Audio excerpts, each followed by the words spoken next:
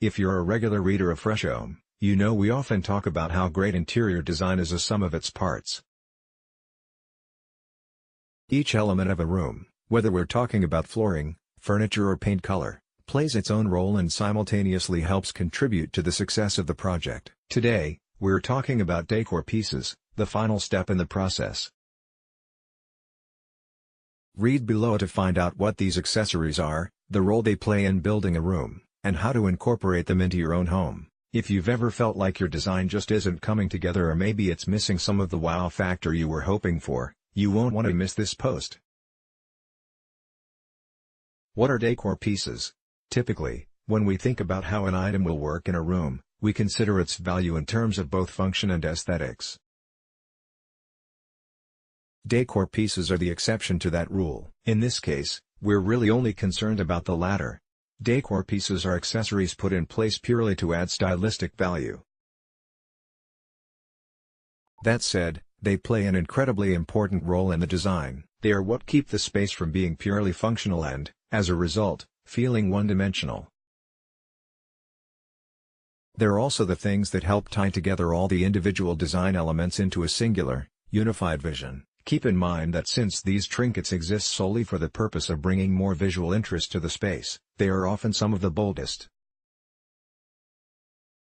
As you think of how to add decor pieces into your own interiors, remember one rule: each accessory should be eye-catching in its own right and have just enough of a common thread to make clear it belongs with the rest. Mix and match different types. Now that you have an idea of how these elements are used in interior design, it's important to discuss what your options entail.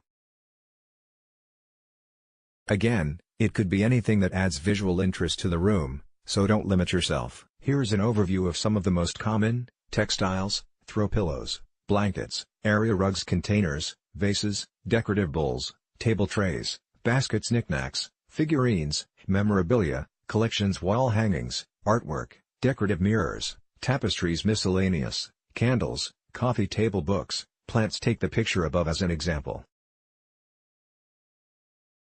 Between the walls, dining table, seating and shelves, there are more than enough decor pieces to round out the room. Notice how they all vary in size, color and texture. These variances are what keep your eyes engaged. Aim to create this same sense of harmonious contrast in your own interiors.